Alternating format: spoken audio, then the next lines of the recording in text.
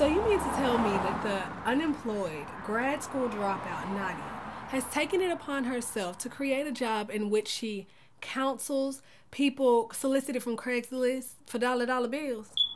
Don't forget to add that she is doing all of this illicitly in her apartment.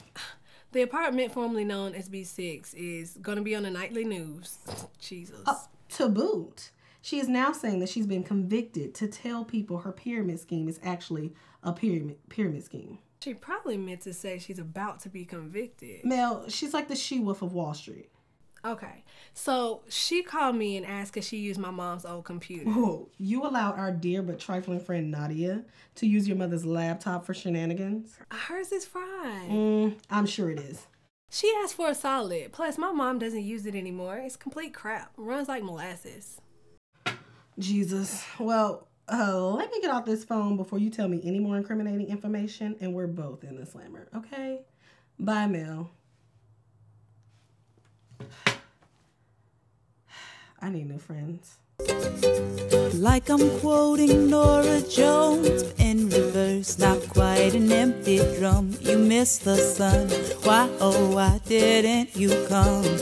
Left me like Billy tasting even stranger fruit grown from a July tree by Nina down in goddamn Mississippi. Hum a happy tune and hold that soothe. Jolly whistling won't play me as the fool. Hiding the tears, dragging the verses along is my heart's imaginary love song. Pardon the minor as it sings from my strings. It's just my heart's imaginary love song.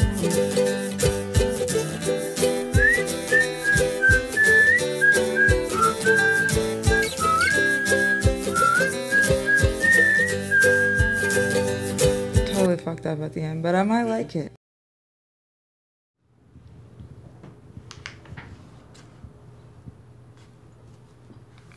I'm looking for office space. Until then, this is it. I like it. It's not intimidating. It's good vibes. Thank you. Well, let's get right through the formalities.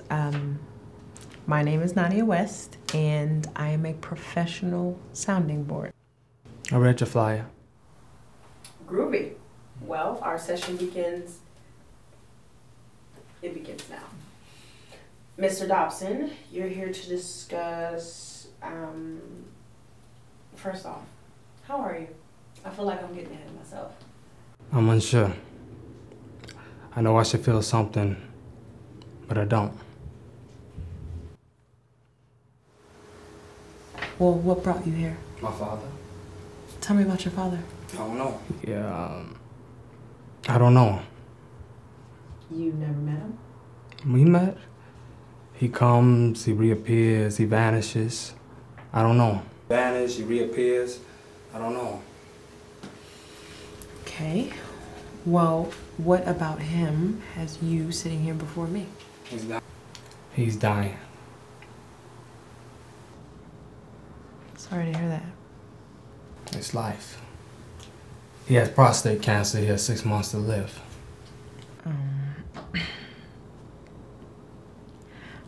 I lost my mother when I was 12. Losing a parent is never easy, no matter the age or level and connectivity. Were you close to your mother? Yes. Very much so. I have no other siblings, so I got all her love and her scrutiny. Yeah, I don't have any other siblings either. It is, but not for the reasons you probably have in mind. What reasons do you think I have in mind? I'm not hurt that he's in the hospital or dying. I'm not troubled by that. I'm more irritated more than anything. Why irritated?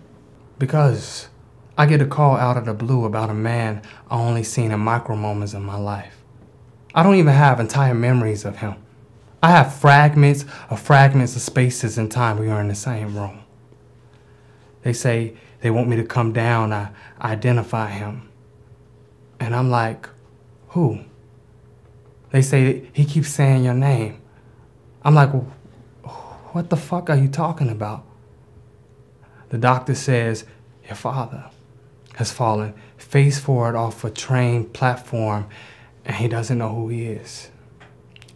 He just keeps giving us your name. So I go down there to see this man. And I use the word man loosely. I go down to see this person who I shouldn't be able to pick out of a lineup, but he looks just like me. It's me, years from now. An ugly, unwell version, but he has my face, my eyes, my nose, my build. And I fainted.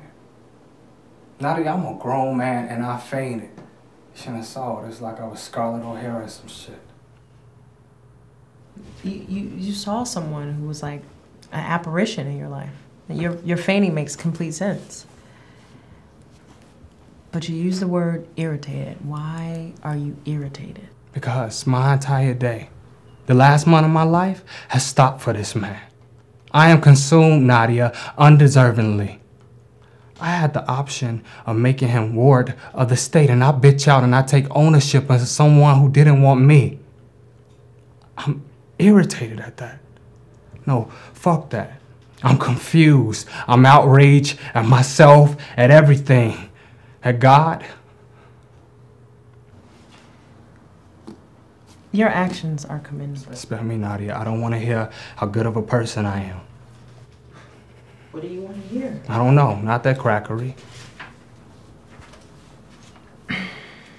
I'm a professional sounding board. You talk, I listen.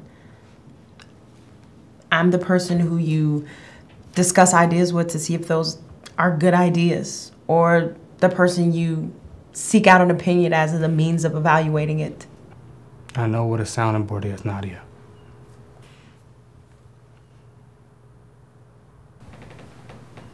I lied to you. About? The story about my mother. She's not dead. She's very much living. Wow. Why did you lie? You know, I've been asking myself that question a lot lately. Why do I lie? It's convenient, I guess.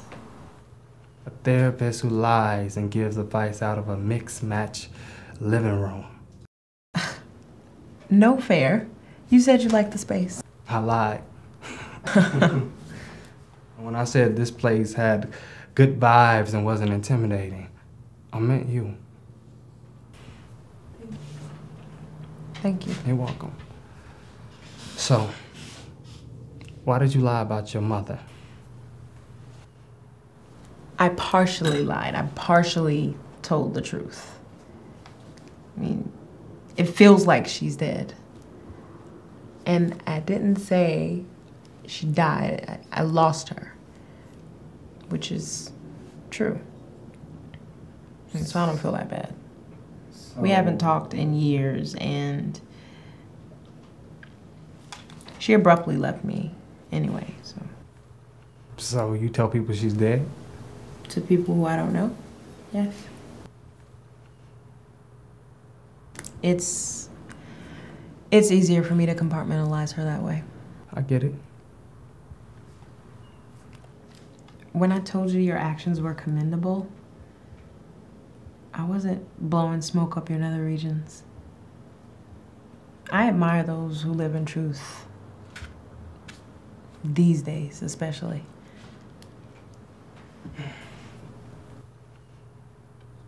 I spent my whole life trying not to be him. I went to Morehouse, bright-eyed and vengeful, filling myself up with all this knowledge, all this shit I knew I didn't acquire. Graduated top of my class, went to Yale for law. I'm a lawyer and I hate it. So why'd you choose to go into law?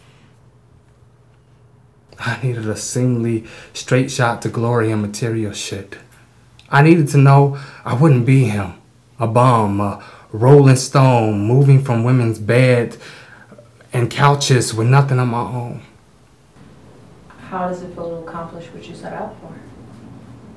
I'm an artist, and I never knew how it feels to do what I love. But you're not starving. That's the up, right? Just because your ribs are not showing doesn't mean you're not starving. I agree.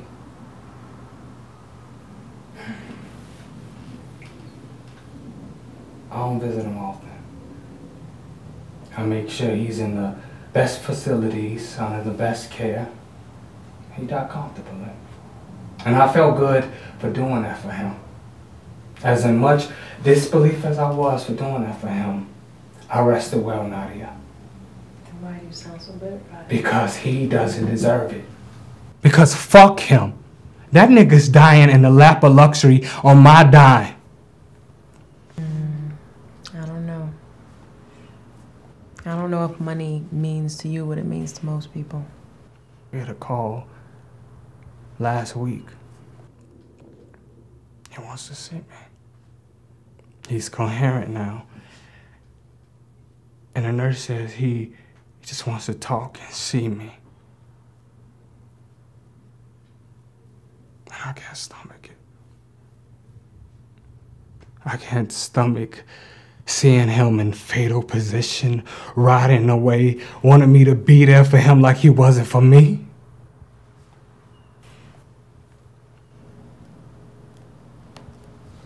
I get it. I just need to know that I'm doing enough. Do you feel like you are? No, I don't.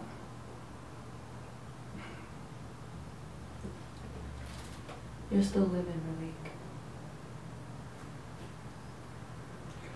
And so is your mother, Nadia.